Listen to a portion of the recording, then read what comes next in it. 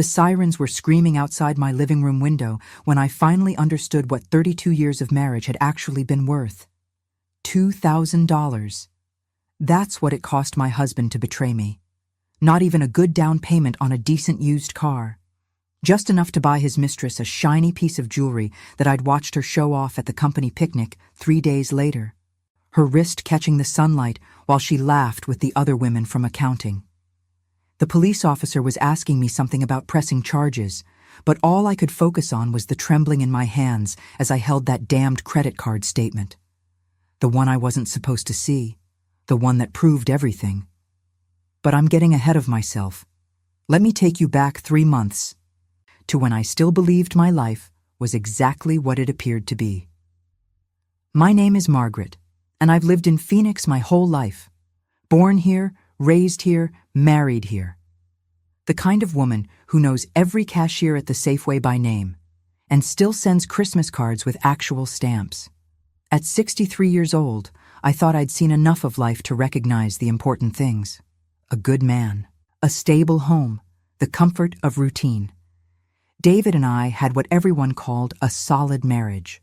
No drama, no fighting, just the steady rhythm of two people who'd learned how to exist together without friction. We met at Arizona State back when the campus was half the size it is now. He was studying business.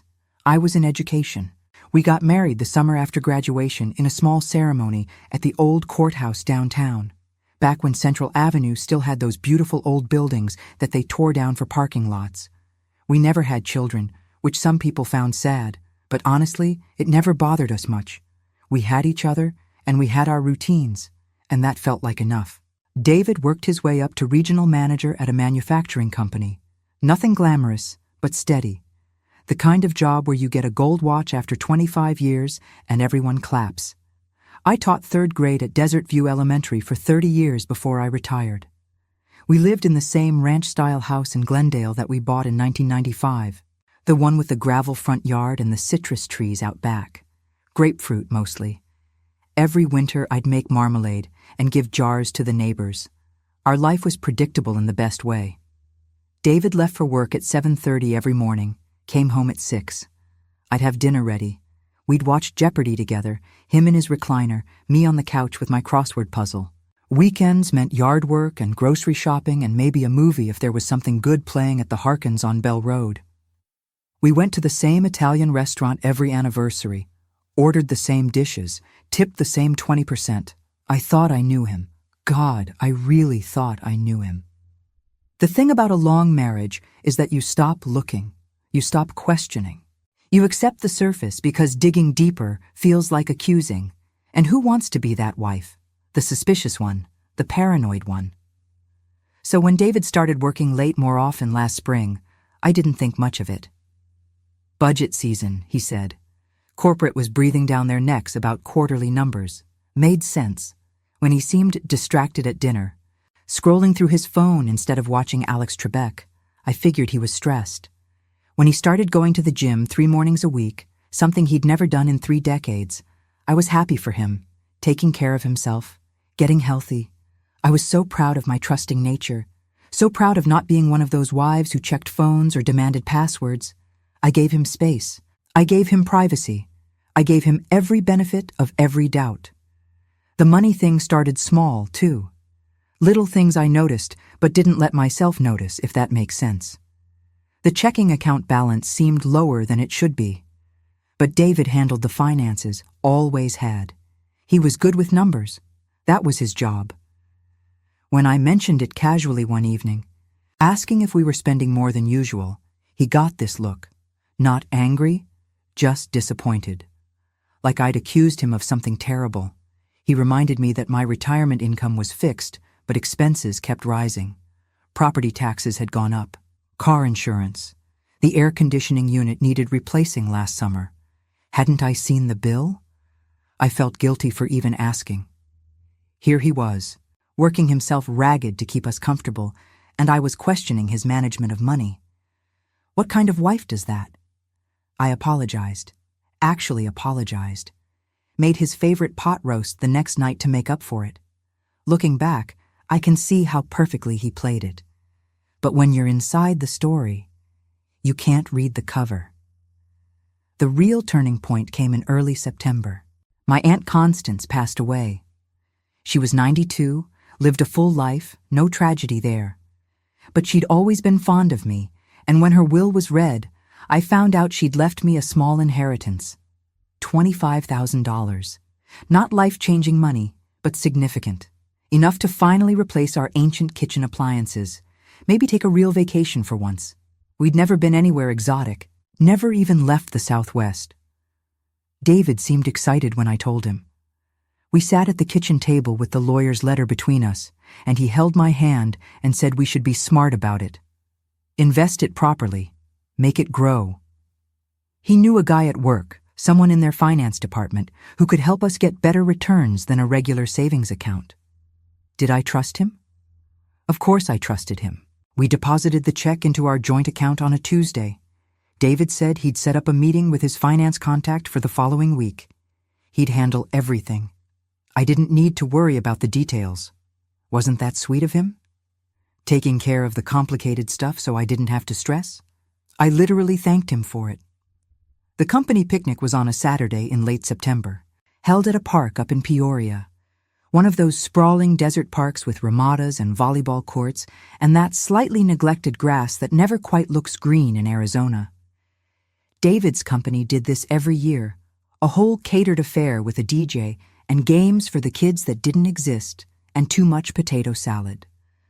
I'd been going to these things for decades, knew most of the faces even if I didn't always remember the names.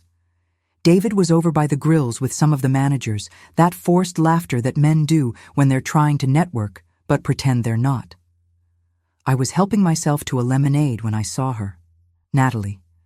She worked in accounting, had been there maybe 5 years. Late 30s, divorced, one of those women who wears a lot of makeup to company functions and laughs too loud at jokes that aren't funny. I'd made polite conversation with her before. Nothing memorable. But that day, she was standing with a group of women from her department, and she was showing off something on her wrist. I was too far away to hear what she was saying, but I could see her holding her arm up, turning it to catch the light. The other women were making those exaggerated, impressed faces. Someone touched the bracelet, leaned in closer. It was beautiful, even from a distance. Gold, delicate, with what looked like small diamonds or maybe cubic zirconia catching the September sun.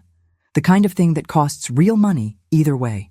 She was beaming, absolutely glowing with the attention. I felt this weird little flutter in my stomach. Nothing I could name, just unease. The kind of feeling you get when something's off, but you can't pinpoint why. I told myself I was being ridiculous. A woman gets a new bracelet, shows it off at a work event, completely normal.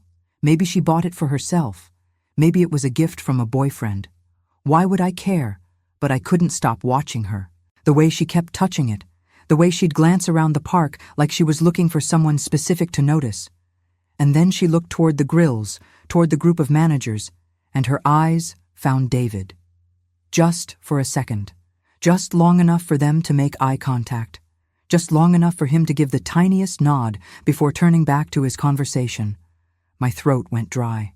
No, that was crazy thinking. That was being paranoid. That was being the kind of wife I'd always prided myself on not being. I was imagining things, reading into innocent moments.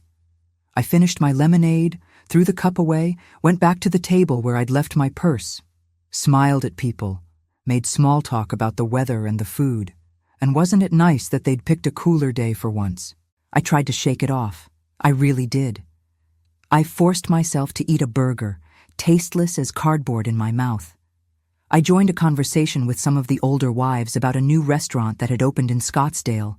I laughed at someone's joke about Arizona heat. I played the part I'd been playing for 3 decades, but my eyes kept drifting back to Natalie. She was everywhere that afternoon. By the dessert table, her bracelet catching the light as she reached for a brownie. Near the volleyball court, cheering on some game I wasn't watching. And always, that bracelet sparkled, like it was mocking me, like it knew something I didn't. Around 4 o'clock, I saw them together. David and Natalie. Just for a moment, standing near the edge of the parking lot, slightly separated from the main crowd. He had his back to me, but I could see her face. She was smiling up at him, that intimate kind of smile that has nothing to do with work colleagues. She touched his arm, just briefly, her fingers on his sleeve for maybe 3 seconds before she pulled away. He didn't step back, didn't create distance, just stood there, close enough that someone watching might wonder. Someone like me. I felt something crack inside my chest, not break, not yet. Just the first hairline fracture in a foundation I'd thought was solid. When David came back to our table 20 minutes later, I asked him if he was having a good time. He said, sure, same old company picnic, nothing special. Asked if I was ready to leave soon. His voice was normal, casual, like he hadn't just been standing in a parking lot with another woman's hand on his arm. I said I was ready whenever he was. We drove home in comfortable silence. He asked what I wanted for dinner. I said I wasn't very hungry, maybe just a sandwich. He turned on the radio. NPR was doing a story about drought conditions in the Southwest. We listened without really listening. That night, lying in bed with David snoring softly beside me, I couldn't stop seeing that bracelet. Couldn't stop seeing that look they'd exchanged. My mind kept doing this horrible math. $25,000 deposited 3 weeks ago. David handling the investment details. Natalie from accounting showing off expensive jewelry. I told myself I was being insane. Absolutely insane.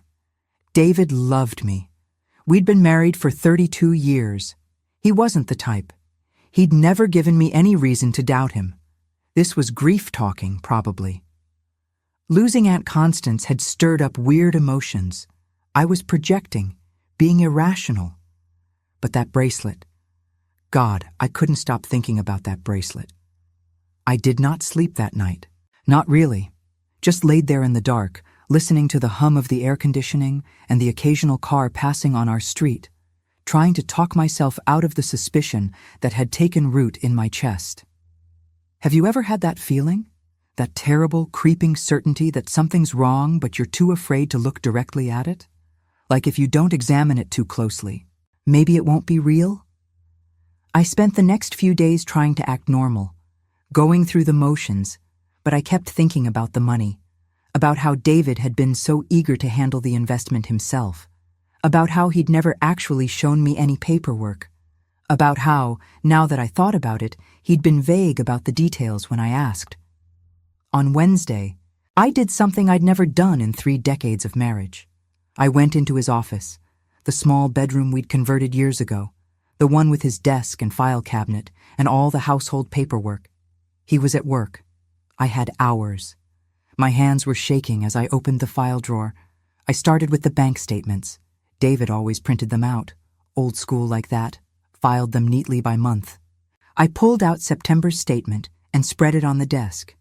There was the deposit, $25,000, clear as day, and then, 4 days later, a withdrawal, not a transfer to an investment account, not a check made out to a financial advisor, a withdrawal, $2,000 in cash. My vision actually blurred for a second. I had to sit down in his office chair, the one that still smelled like his cologne. $2,000 in cash. Why would he need cash if he was investing? Why wouldn't he have told me? I kept looking through the statements. June, July, August. Small withdrawals. 200 here, 500 there. Never enough to really notice unless you were looking for a pattern. But there was a pattern. Every few weeks, David was pulling money out of our account in amounts small enough to fly under the radar. Then I found the credit card statement, the one for the card I didn't even know we had. Apparently, David had opened it 6 months ago. The charges were mostly restaurants, nice restaurants, places in Scottsdale where you need a reservation, florists, a jewelry store in Tempe, and there it was, August 30th, 3 days before the picnic. Morgan's Fine Jewelry, $1,947. I sat in that office chair for I don't know how long.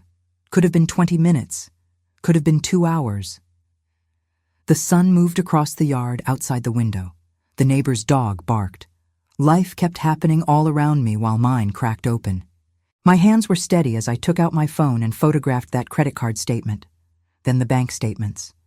Then I opened more drawers, moved more files, looking for anything else he might be hiding. I found gift receipts tucked in the back of a folder labeled insurance. Florist receipts for arrangements I'd never received. Dinner receipts dated on evenings he'd told me he was working late. Each piece of paper was another small betrayal, another lie I'd believed, another moment I'd trusted him when I shouldn't have. I photographed everything, methodically, carefully. My teacher brain taking over, organizing evidence like I was preparing a lesson plan. By the time I finished, I had 47 photos on my phone, 47 pieces of proof that my marriage was a lie. When David came home that evening, I had dinner ready like always. Pork chops and green beans. I'd set the table, poured his iced tea. I watched him wash his hands at the kitchen sink, loosen his tie, settle into his chair. I watched him eat my food and lie to my face just by staying quiet. I didn't say anything. Not that night. Not the next day. I played the role I'd been playing for 32 years. The trusting wife. The woman who didn't ask uncomfortable questions. The one who made pot roast and did crossword puzzles and believed what she was told. But inside, I was already someone different. Inside, I was already planning. Because here's what I realized. Sitting in that office with the bank statements spread across the desk, David hadn't just bought his mistress a bracelet with my inheritance money. He'd been stealing from us for months, maybe longer. Small amounts, carefully calculated to avoid detection. And he'd done it all while patting my hand and telling me he'd take care of everything. The betrayal wasn't the affair. Affairs happen. People are weak and selfish and cruel. I could almost understand that, in some horrible way. No, the betrayal was the math, the premeditation, the way he'd looked me in the eye every single night while he was systematically robbing me. The way he'd made me feel guilty for even questioning our finances. The way he'd weaponized my trust against me. I went back to bed that night and laid there in the dark, listening to him breathe, and I thought about all the years I'd spent believing I knew him, believing we had something solid, believing that the absence of drama meant the presence of love. And I thought about Natalie from accounting, wearing my inheritance on her wrist, laughing in the September sunshine. I thought about a lot of things, but mostly I thought about what I was going to do next. I spent the next week pretending everything was normal while secretly drowning. That's the only way I can describe it. Like being underwater, but still having to smile and breathe and act like you're on dry land. David would come home from work, and I'd be in the kitchen, and he'd kiss my cheek like always. And I'd feel my skin crawl, but I'd smile. I'd ask about his day, listen to him complain about corporate politics and budget meetings, serve him dinner, watch Jeopardy. Every evening became a performance.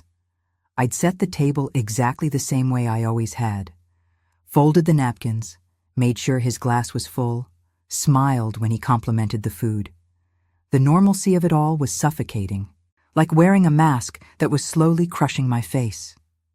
During the day, when he was at work, I'd sit in our living room and look around at the life we'd built. The photos on the mantel from vacations that suddenly felt like lies. The furniture we'd picked out together. The throw pillows I'd sewn. Everything felt contaminated now, tainted by the knowledge that while I was building a home, he was building a separate life. I'd catch myself having imaginary arguments with him, full conversations in my head where I'd confront him and he'd have to explain everything. Sometimes in these fantasies, he'd break down crying, beg for forgiveness, admit he'd been a fool. Sometimes he'd get angry, turn it around on me, blame me for not being enough. Sometimes he'd just stare at me with cold eyes and admit he'd never really loved me at all. None of these imaginary conversations helped. They just made the real silence harder to bear. I was trying to convince myself I was wrong, that there was some explanation. Maybe it wasn't what it looked like. Maybe the jewelry purchase was for me, a surprise gift he was planning.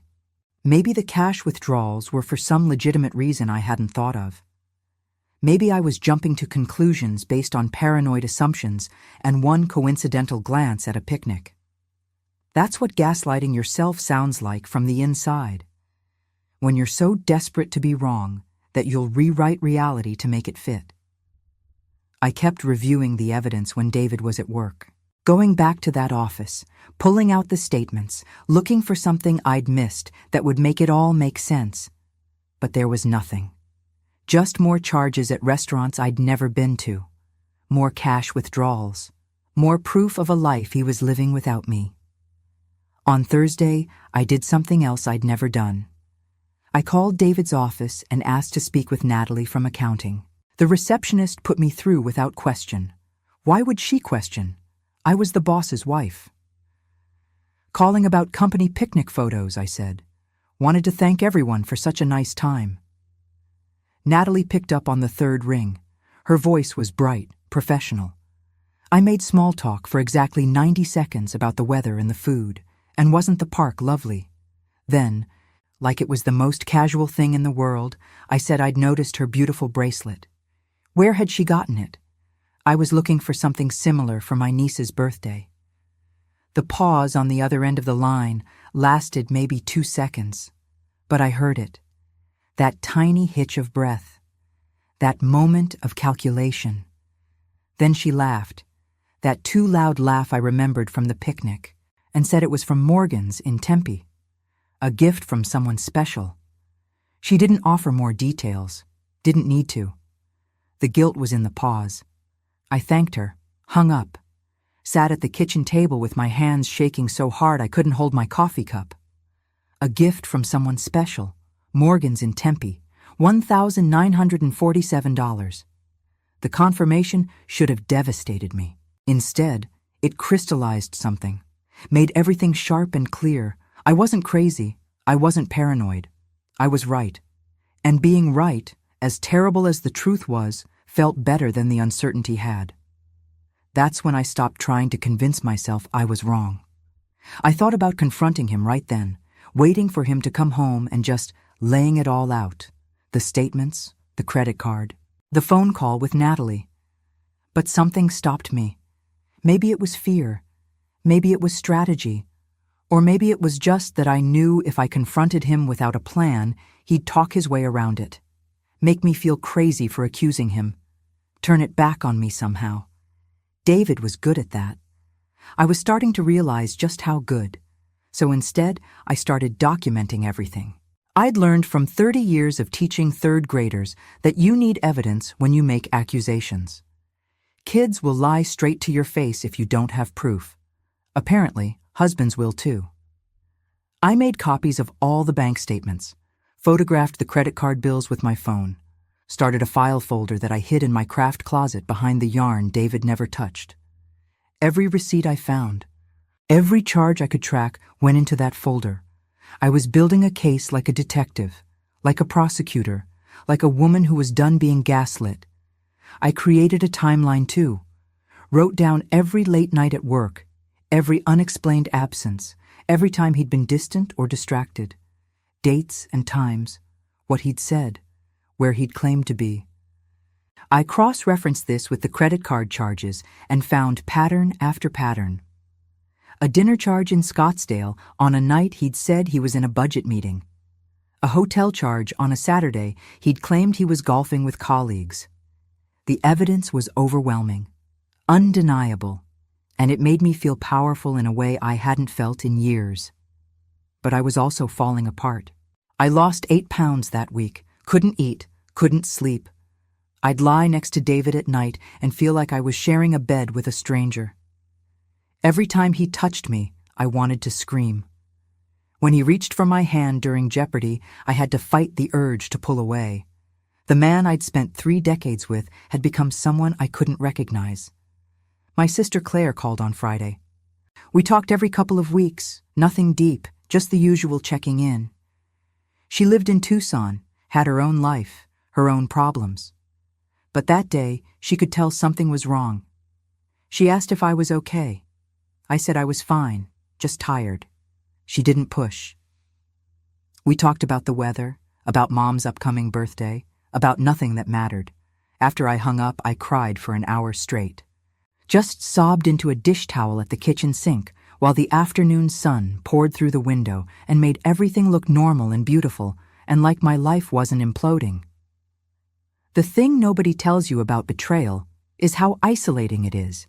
You can't talk about it because talking about it makes it real. As long as it stays in your head, you can still pretend it's not happening. You can still maintain the fiction. But the second you say it out loud to another person, it becomes truth. It becomes something you have to deal with. And I wasn't ready to deal with it. Not yet. I just kept collecting evidence, kept pretending, kept dying a little bit more every time David walked through the door and acted like everything was fine. On Saturday, he suggested we go to the movies. There was some new thriller playing at the Harkins. Just like old times, he said. We could grab dinner at the Italian place after. Make a whole evening of it. I said yes. I got dressed, did my makeup, smiled at him across the table at Maggiano's while he ordered the chicken parmesan he always ordered and made small talk about work and asked if I wanted dessert. I said no thank you. He held my hand walking back to the car, and the whole time all I could think was, you stole from me. You're still stealing from me. You're sitting here holding my hand and acting like you love me while you're buying jewelry for your mistress with my dead aunt's money. But I smiled.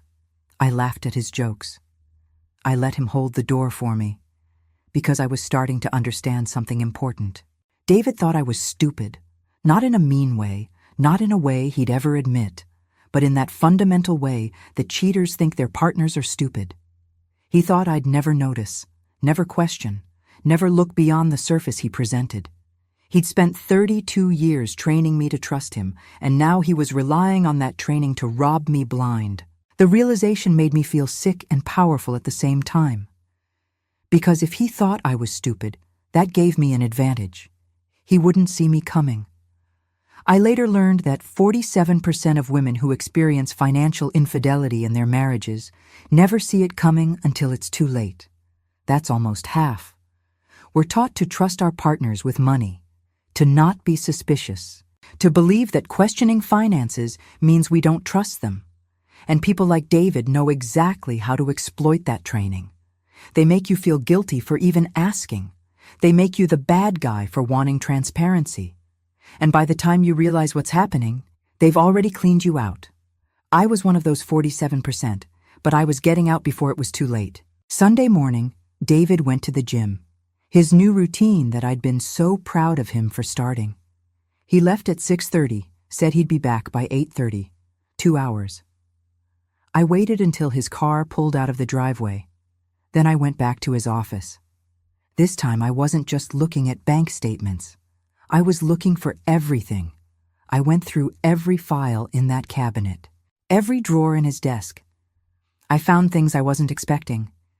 A second phone, an old one, tucked in the back of his bottom drawer. When I turned it on, it was full of text messages. Sweet nothings, plans to meet up, complaints about me, how I was boring, how I didn't understand him, how he wished things were different. The messages went back 8 months. 8 months. This wasn't some spontaneous affair. This was planned, sustained, deliberate. I sat on the floor of his office and read through those messages, every single one. It was like reading about a stranger. The woman he described, his wife, wasn't me. Or maybe it was me, but seen through eyes that had stopped seeing me as a person years ago. I was an obligation, a burden. Someone he had to maintain appearances with while living his real life somewhere else. There were messages about their first kiss, their first time sleeping together, plans for weekend getaways when I thought he was at conferences, complaints about having to come home to me, jokes about my cooking, my appearance, my predictable routines. Each message was a small knife. By the time I finished reading, I was bleeding from 1,000 cuts. But I photographed every single one, added them to my growing file of evidence. I found receipts for hotels in Scottsdale, for dinners that cost more than our mortgage payment, for gifts I'd never received. The bracelet was just the latest in a long line of presents he'd bought her with our money. My money.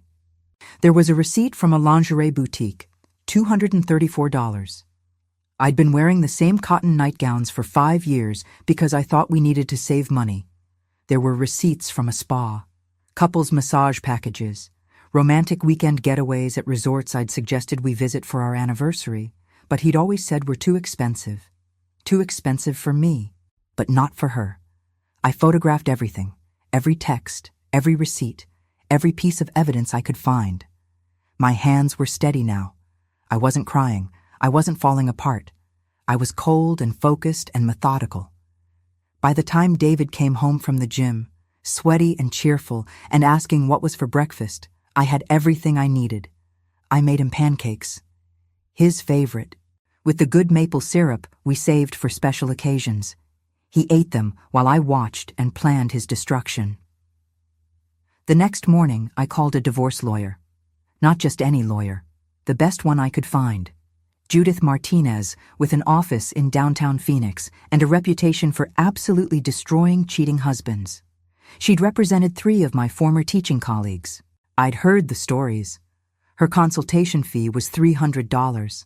I paid it with cash I'd withdrawn from our account. Let David try to figure that one out. Judith was in her 50s, sharply dressed, with eyes that missed nothing. I sat in her sleek office with its floor-to-ceiling windows overlooking the city and laid out everything, the affair, the financial infidelity, the evidence I'd collected. She listened without interrupting, taking notes on a legal pad. When I finished, she leaned back in her chair and said, "You have an excellent case. Arizona is a community property state, which means everything acquired during the marriage is split 50-50. But given the financial infidelity and the evidence of deliberate asset hiding, we can push for more. And we will." Something in her voice made me believe her. We spent 2 hours going over strategy. She explained what to expect, how to protect myself financially, how to prepare for David's reaction. She asked questions I hadn't thought of. Did we have retirement accounts, life insurance, property beyond the house? What about his pension, his stock options? I didn't know the answers to half of it. David had always handled the finances. That's what I kept saying. He handled it. I trusted him. Judith didn't judge. Just wrote it all down and said we'd subpoena everything. Bank records, credit card statements, employment benefits, all of it. She'd leave no stone unturned. She explained that Arizona law would protect me, that the court would look at the dissipation of marital assets. That's what they called it. Dissipation. A clinical word for theft, for using our money to fund an affair. She said judges didn't look kindly on that kind of behavior. She also warned me about what was coming.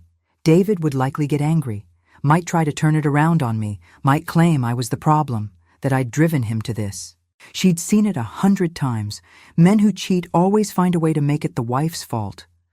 But she'd also seen those same men lose in court, lose big, and she was going to make sure David was one of them.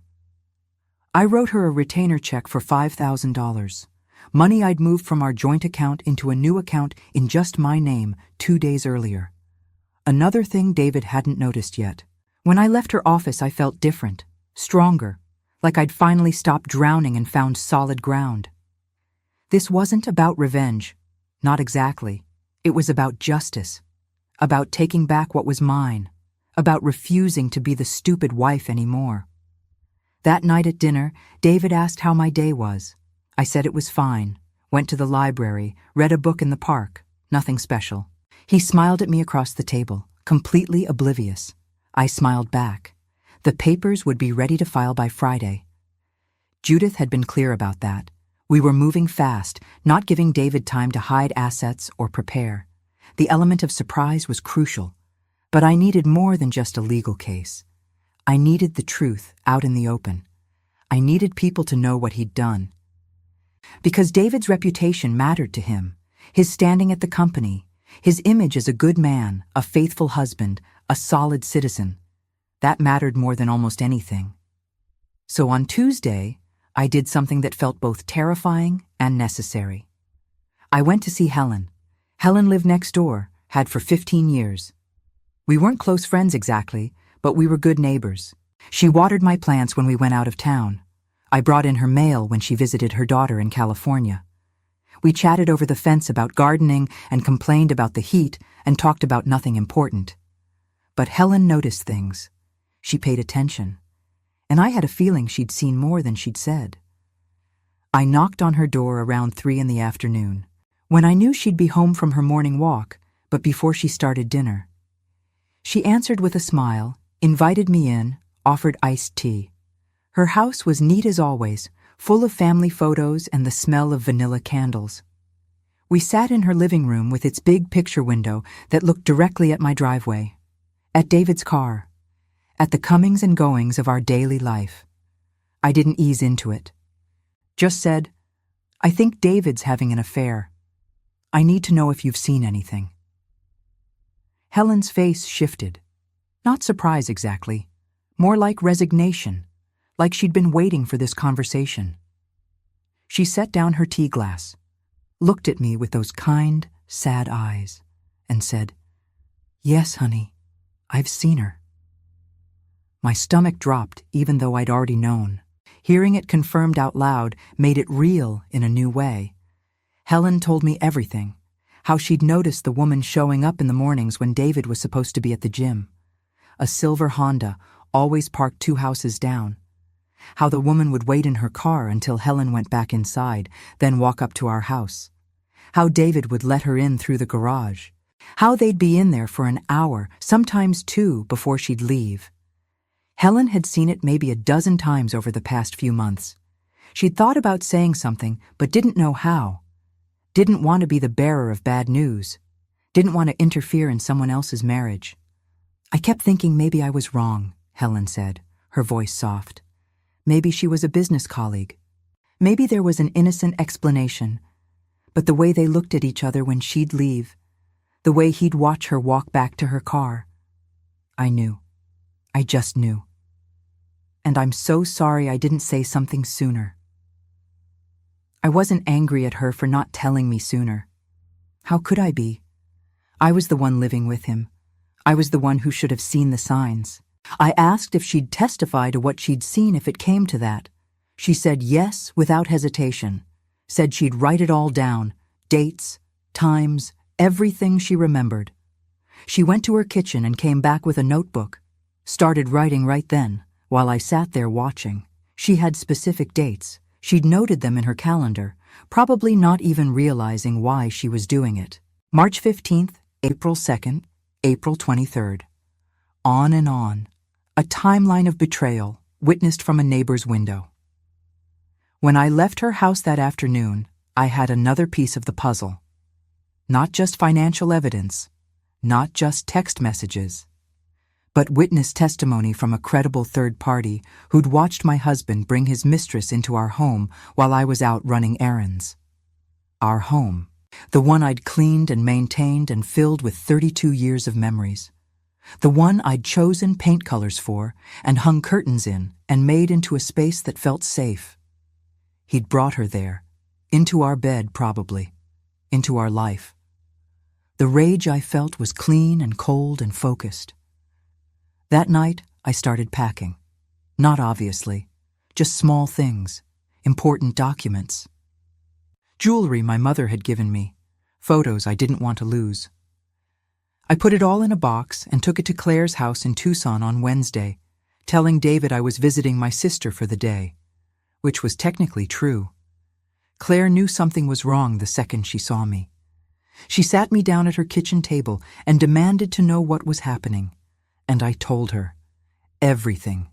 The affair, the money, the evidence, the lawyer, Helen's testimony. All of it poured out while she listened with her hand over her mouth. When I finished, she was crying. But she was also furious. The kind of protective older sister fury that makes you remember why family matters. She said I could stay with her any time I needed, that I was doing the right thing, that David was a bastard and she'd always thought there was something off about him, But she'd never wanted to say anything because I seemed happy. You seemed happy, she repeated, and I realized that was the saddest part. I had seemed happy.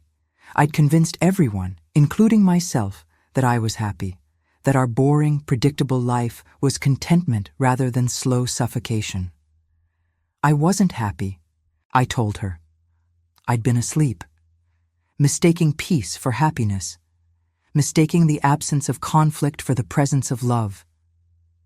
She helped me carry the box up to her spare bedroom, helped me make a list of everything else I needed to grab before I served him the papers, helped me plan my exit strategy, because that's what this was, an exit, an escape, a prison break from a marriage that had been slowly suffocating me for longer than I wanted to admit. We talked until late into the evening. Claire ordered Chinese food, and we sat on her couch like we used to when we were young, before marriages and careers and the weight of adult life. She asked me what I was going to do after the divorce, where I wanted to live, what I wanted my life to look like. And I realized I had no idea. I'd spent so many years being David's wife that I'd forgotten how to be just Margaret. I didn't know what I liked anymore, what I wanted, who I was without him. That realization was terrifying and exhilarating in equal measure. I drove back to Phoenix that evening feeling lighter than I had in weeks. The plan was in motion. The pieces were falling into place. David still had no idea what was coming. Friday morning, Judith called to say the papers were ready. We could serve him whenever I wanted. I told her to do it on Monday, at his office, in front of his colleagues. Let everyone see what kind of man he really was. She said she'd have a process server there at 10 a.m. I had 3 more days of pretending. 3 more days of living the lie. I could do that. I'd done it for weeks already. Saturday we went to the farmer's market like we did most weekends. Walked through the stalls looking at produce and handmade crafts. David bought me a bouquet of sunflowers from the flower vendor. Held my hand. Kissed my cheek. I let him, smiled, acted normal, all while knowing that in 48 hours, his world would explode. I looked at him differently that day, really looked at him. This man I'd spent more than half my life with. He was older now, grayer.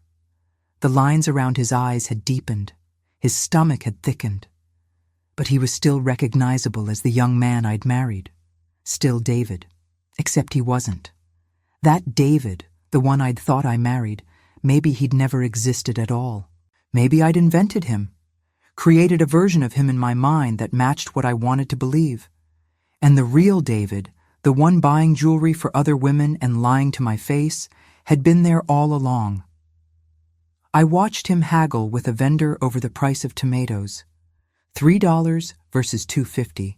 He was proud when he got them for $2.75, proud of saving a quarter. Meanwhile, he'd spent nearly $2,000 on another woman's bracelet without blinking. The cognitive dissonance was staggering. This was the man who'd lectured me about leaving lights on, who'd complained when I bought name-brand cereal instead of store-brand, who'd made me feel guilty for wanting to replace our 15-year-old couch. But apparently money was only tight when it came to me. When it came to our marriage, our home, our life together. For Natalie, for the affair, for his secret life, the wallet was wide open. Restaurants where entrees cost $40, weekend getaways at 5-star resorts, gifts that cost more than our monthly grocery budget. I felt sick, actually nauseous, had to turn away and pretend to be interested in someone's display of handmade soap while I fought down the urge to vomit right there in the farmer's market. When we got home, David suggested we spend the afternoon in the yard. The citrus trees needed trimming. The gravel needed raking. All the mundane maintenance tasks that filled our weekends. Our predictable, boring, apparently fraudulent life. I said sure. Went outside. Put on my gardening gloves. Pulled weeds while my husband trimmed branches and whistled oldies tunes like he didn't have a care in the world. Like he wasn't living a double life. Like Monday morning wasn't going to shatter everything he thought was secure. At one point, he called to me from across the yard, asked if I wanted to grab lunch at that sandwich place we liked. My treat, he said. Generous of him, spending maybe $15 on his wife of 32 years. I wonder what he'd spent on Natalie's last lunch. Probably more than our entire grocery bill. Sunday night, I couldn't sleep, not from anxiety, from anticipation. I laid there in the dark, listening to David snore, thinking about everything that was about to happen. The divorce, the division of assets, the end of this chapter of my life. I thought about Natalie from accounting, wearing her expensive bracelet, thinking she'd won something, thinking she'd gotten away with it. She had no idea what was coming either. Monday morning, I got up early, made coffee, got dressed in my best outfit, the navy suit I'd bought for my retirement party, did my hair and makeup carefully. When David came into the kitchen, he commented on how nice I looked, asked if I had plans. I smiled and said I was meeting an old teaching friend for lunch. Just felt like looking nice. He kissed me goodbye at 7:30 like always. Headed off to work like always. Had no idea that in 2.5 hours, everything would change. I waited until 8 before I left the house. Drove to a coffee shop near David's office and sat in a corner booth with a latte I didn't drink, watching the clock. At exactly 10 a.m., my phone rang. Judith. "It's done," she said. "He's been served." I asked how he reacted. She said the process server reported he went pale, asked if this was a joke, tried to refuse the papers. But you can't refuse being served. He'd taken them eventually. Asked to call his wife. Was told his wife had hired legal representation and he should do the same. The process server had handed him the papers in the middle of the bullpen, where everyone could see, just like I'd asked. Natalie had been there, had watched the whole thing, had apparently gone very quiet and pale herself when she realized what was happening. Good. Let her realize that being the other woman isn't all expensive jewelry and romantic dinners. Let her realize that when marriages explode, the shrapnel hits everyone. I thanked Judith, hung up, sat in that coffee shop booth with my hands folded on the table and breathed. It was done. After weeks of planning and documenting and pretending, I'd finally taken action. Finally stopped being the victim and became something else. 30 minutes later, my phone started ringing. David. I didn't answer. He called again. Again, left voicemails that I deleted without listening to, sent texts that I didn't read. At 11, he showed up at the house. I was ready for that. Had changed the locks the day before while he was at work. He stood on the porch banging on the door, yelling for me to let him in, saying we needed to talk, that this was crazy, that we could work it out. I stood on the other side of that door, close enough to hear every word, and felt absolutely nothing. No guilt, no second thoughts, no wavering. He'd made his choices. Now he got to live with them. I called the police, told them my soon-to-be ex-husband was harassing me at my residence. They sent a patrol car, explained to David that he needed to leave, that he could collect his belongings at a later date through legal channels. He left, but not before shouting through the door that I was making a huge mistake, that I was throwing away our marriage over nothing, that I'd regret this. I wouldn't regret it. I was sure of that now. The legal process moved faster than I expected. Arizona law requires a 60-day waiting period for divorce, but Judith pushed everything through with ruthless efficiency. We subpoenaed David's work email and found dozens more messages to Natalie. Found evidence of other affairs too, going back years. Apparently Natalie wasn't even the first, just the most recent. The discovery process was devastating. Learning that your entire marriage was a lie is one thing. Learning it was a pattern, a lifestyle, an ongoing choice your husband made over and over again for years, that's something else entirely. There had been a woman named Rebecca 3 years ago. Another one named Jennifer before that. Email trails, more hotel receipts, more gifts purchased with our money. The bracelet for Natalie wasn't an anomaly. It was standard operating procedure. I'd spent 32 years married to a man I'd never known at all, but it also made the legal case airtight. No judge in the world would look at the evidence we had and give David anything close to 50-50. He hired his own lawyer eventually. Some guy who tried to argue that I was being vindictive, that the affair was a symptom of problems in our marriage, that we should try mediation. Judith shut that down immediately, pointed to the financial infidelity, the multiple affairs, the use of my inheritance money to buy gifts for his mistress. David's lawyer tried to claim that the inheritance money had already been commingled with marital assets and therefore couldn't be tracked specifically to the bracelet. Judith produced a timeline showing the deposit date and the withdrawal date, along with the jewelry store receipt. The judge wasn't amused. They tried to argue I was partially responsible for the breakdown of the marriage, that I'd been distant, unaffectionate, that I'd neglected David's emotional needs. Judith asked if emotional neglect typically cost $1,947 at Morgan's Fine Jewelry. The courtroom was very quiet after that. In the end, David settled. He didn't have a choice. The alternative was a trial where everything would become public record. His employer would find out. His family would find out. Everyone would know. He agreed to give me 70% of the marital assets, including the house. He'd repay the inheritance money in full. He'd move out immediately. The final papers were signed on a Wednesday in February, 4 months after the whole thing started. I sat in Judith's office and watched David scrawl his signature on page after page, his hand shaking slightly. He looked older than I remembered. Smaller somehow. When it was done, he tried to talk to me, said he was sorry, that he'd made mistakes, that he still loved me and hoped someday I could forgive him. I looked at him and felt nothing.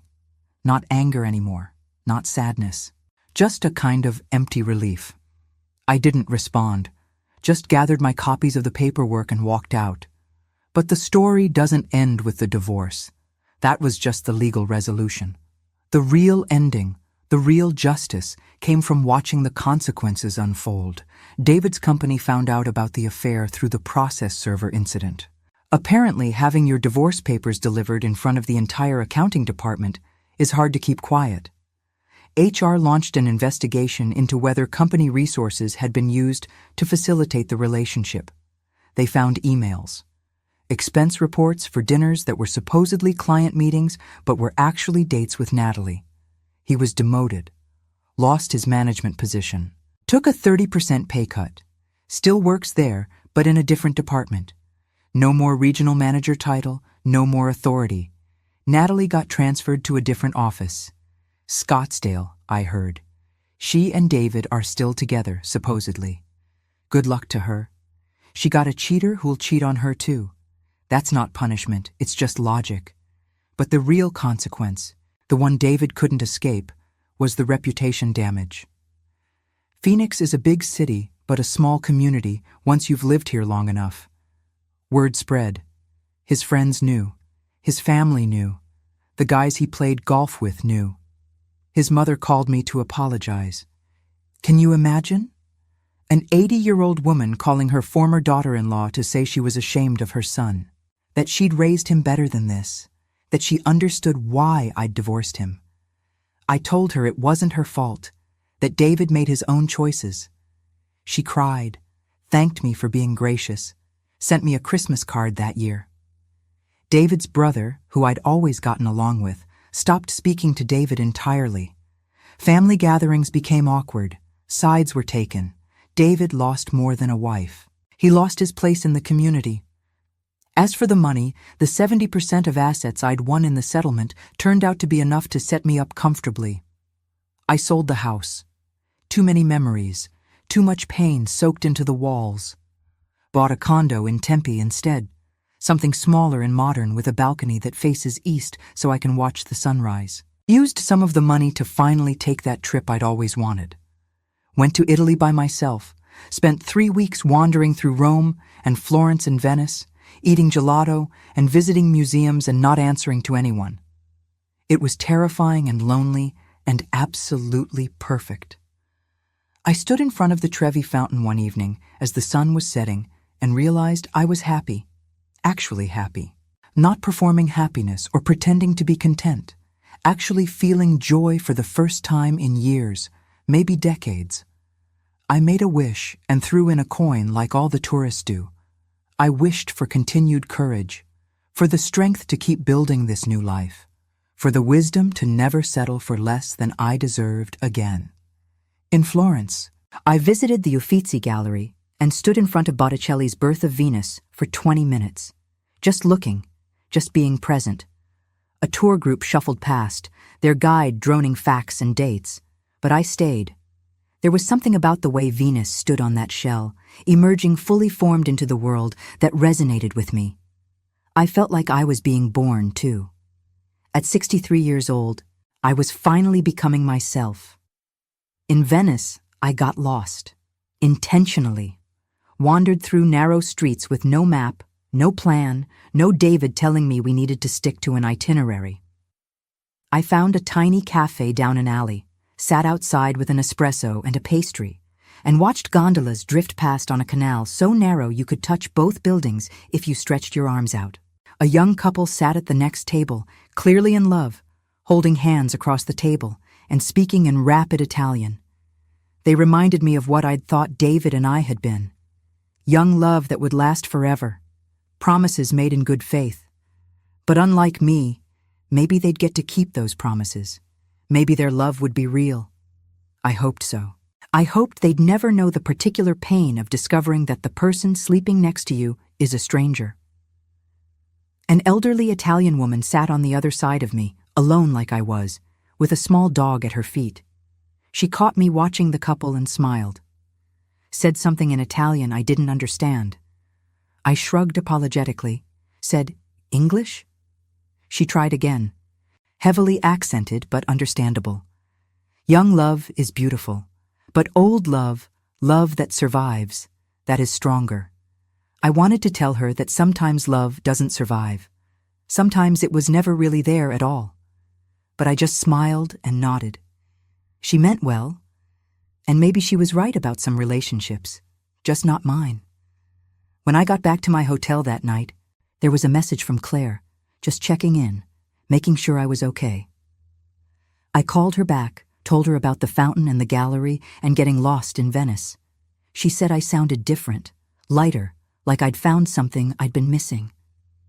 I think I found myself, I told her, and it was true.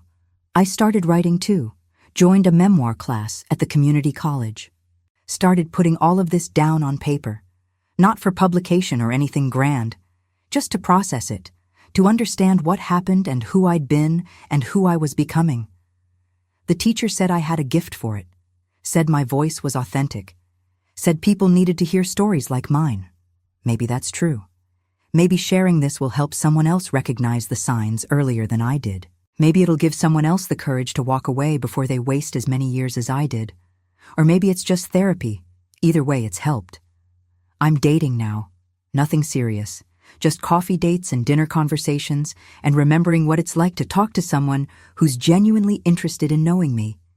It's strange after so long, exciting and scary and awkward all at once. There's a man named Robert I've been seeing.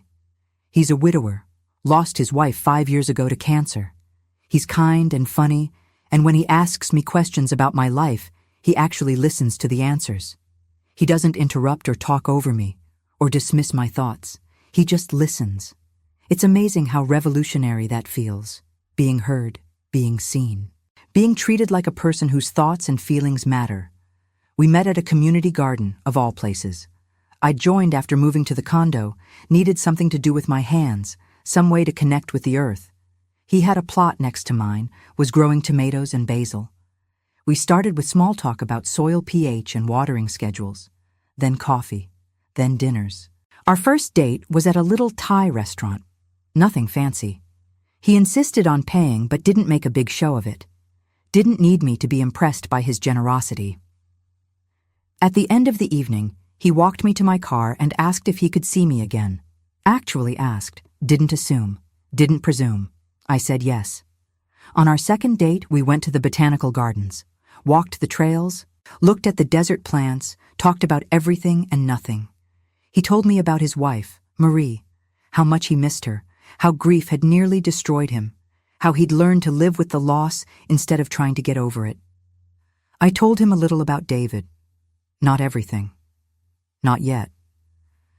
Just that I was recently divorced, that it hadn't been my choice to end the marriage, but it had been necessary.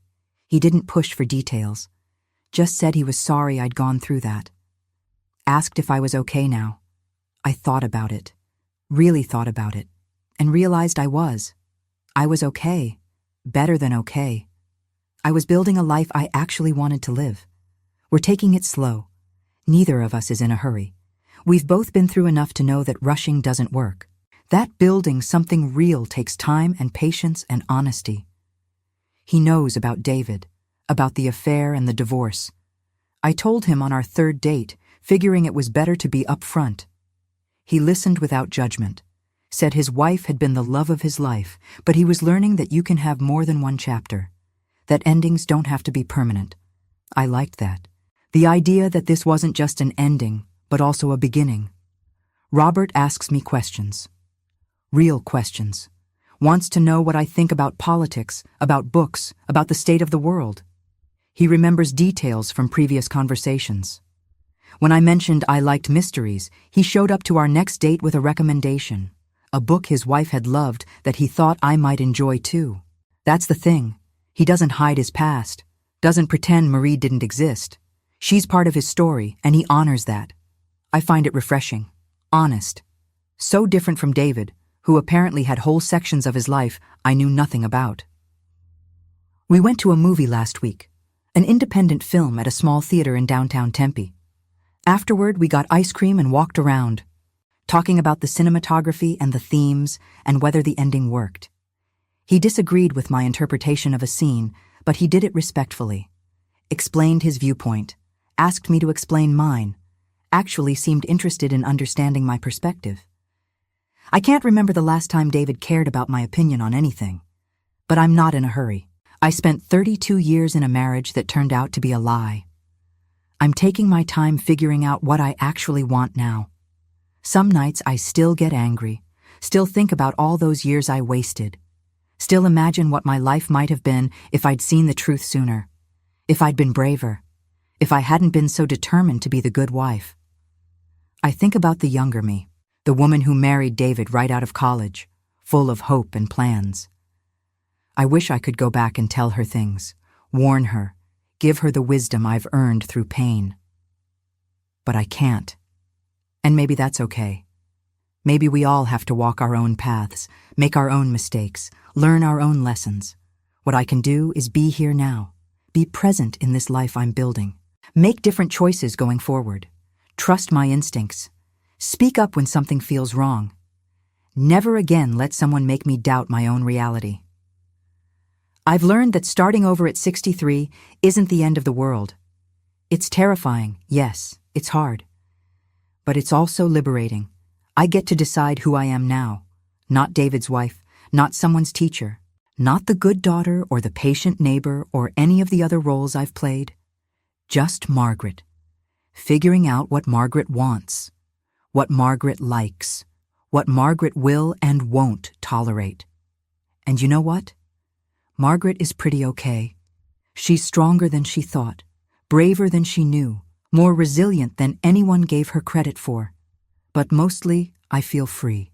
Free to make my own choices. Free to trust my instincts. Free to walk away from anything that doesn't serve me. David texts sometimes, usually late at night, usually drunk, I assume, saying he misses me, saying he made a mistake, asking if we can talk. The messages are always the same, variations on a theme of regret. He wishes he could take it back. He wishes he'd appreciated what he had. He wishes I'd give him another chance to prove he's changed. But wishes aren't action. Regret isn't change. And I'm done accepting the bare minimum from people who should have given me their best. I never respond. There's nothing left to say. He made his choices. I made mine. And I'm living with the consequences of both. The difference is, my consequences led to freedom. His led to regret. And that, in the end, is its own kind of justice. The kind you can't buy with $2,000 or 32 years of lies. The kind that comes from finally choosing yourself. From walking away when staying would be easier, but leaving is right. Before I end my story, I want to share something important I learned through all of this, something I wish someone had told me decades ago. Financial infidelity is one of the most devastating forms of betrayal, and it's far more common than most people realize. Studies show that about 22% of adults have hidden a purchase from their partner, and 1 in 5 have kept a bank account secret. But it goes deeper than that. When someone systematically takes money from a relationship, especially using manipulation and lies to cover their tracks, they're not just stealing funds. They're stealing security, autonomy, and trust. Here's what I want you to understand. Financial abuse is real abuse. It doesn't leave bruises, but it leaves you trapped. When someone controls the money in a relationship, when they make you feel guilty for questioning expenses, when they insist on handling everything while keeping you in the dark, those are warning signs, not quirks, not old-fashioned gender roles, warning signs. The specific thing I learned, the thing I need you to hear, is about financial literacy in relationships. It doesn't matter how long you've been married or how much you trust your partner. You need to know where your money is. You need access to all accounts. You need to see the statements, understand the investments, know what's coming in and what's going out. This isn't about being suspicious or untrusting. It's about being an equal partner. It's about protecting yourself. Because the sad truth is that people change, situations change, and you cannot afford to be caught off guard the way I was. Here are the specific steps I wish I'd taken 30 years ago. First, maintain your own bank account. Even in a marriage, even with joint finances, have one account that's just yours. Put your own money in it. Nothing huge, just enough to give you options if something goes wrong. Think of it as an emotional and financial safety net. Second, review financial statements regularly, not once a year, monthly. Know what's being spent, know what's being earned, know where the money's going. If your partner gets defensive when you ask to see statements, that's not normal. That's a red flag the size of a billboard. Third, know your rights. Understand that in community property states like Arizona, you're entitled to half of everything acquired during the marriage. But also understand that if someone's hiding assets or committing financial infidelity, you might be entitled to more. Document everything. Keep records. Take photos of statements if you have to. Fourth, and this is crucial, never sign anything you don't understand. Not tax returns, not loan applications, not investment papers. If your partner insists you don't need to read it, that they'll handle it, that's when you absolutely need to read it. And if they won't explain it to you in terms you can understand, get a second opinion from someone outside the relationship. Fifth, pay attention to changes in behavior around money.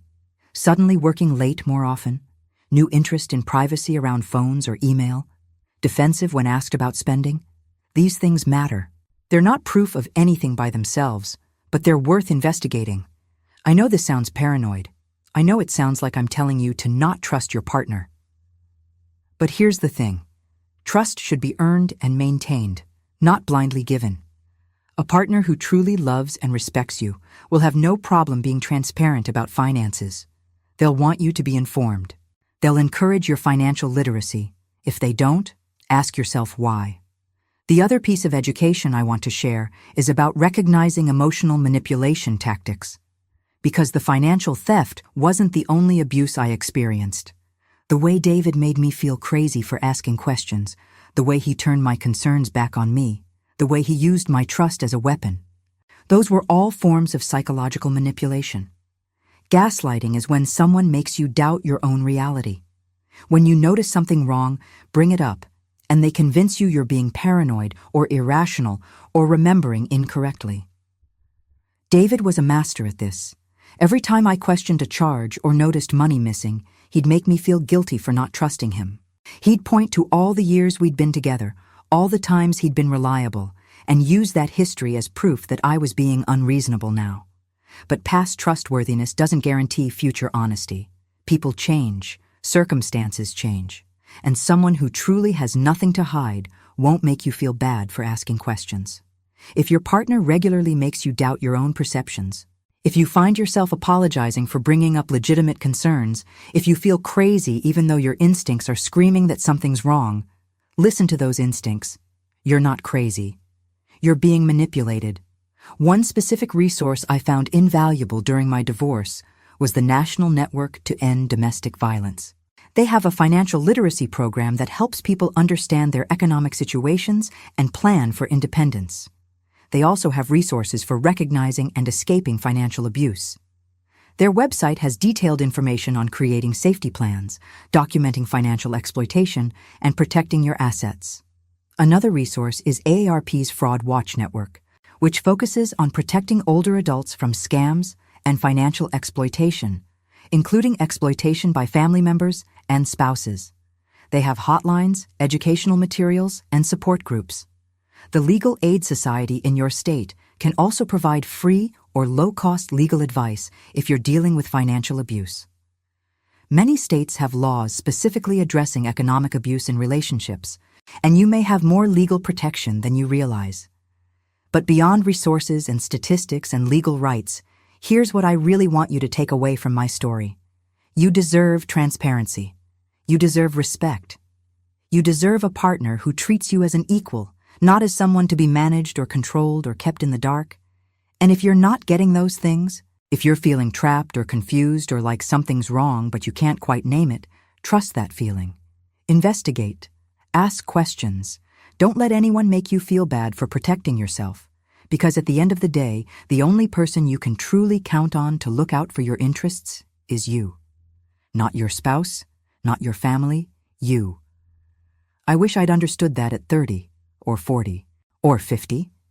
But I understand it now at 63, and I'm using that understanding to build a life that's actually mine. It's never too late to wake up. Never too late to walk away. Never too late to start over. I'm living proof of that. Thank you for staying with me until the end of this story. I know it was long. I know it was heavy. But I hope it was worth your time. I hope maybe it helped you see something in your own life that you needed to see, or gave you courage to do something you've been putting off, or just made you feel less alone if you're going through something similar. If you're listening to this at 2 a.m. because you can't sleep, wondering if you're crazy for suspecting something's wrong, let me tell you, you're not crazy. Trust yourself. Investigate. Don't be afraid to look at the truth, even if it's ugly. And if you're listening to this because you've already left, because you've already done the hard thing and you're trying to rebuild, let me tell you, it gets better. The anger fades. The grief passes. The freedom becomes real. You will be okay. I promise you that. So tell me, where are you listening from? What time is it where you are? Are you in your car on your lunch break? In bed while your partner sleeps next to you? At your kitchen table with a cup of coffee, trying to figure out what to do next? Drop a comment and let me know. Tell me your city. Tell me your story if you want to share it. Or just tell me you were here, that you listened, that you're thinking about all of this. And if this story resonated with you, if it made you feel something or think something or realize something, do me a favor and hit that like button. It helps more people find these stories. It helps other women who might need to hear that they're not alone. Subscribe if you want to hear more stories like this. Real stories from real women about real struggles and real victories. We're building a community here, a place where we can be honest about the hard things, where we can support each other, where we can say the quiet parts out loud. Before you go, I want to suggest 2 other videos you might find helpful. There's one about recognizing the early warning signs of financial abuse that goes into even more detail than I did here. And there's another one from a woman who left after 40 years of marriage and rebuilt her entire life from scratch. Both are linked in the description. Both are worth your time.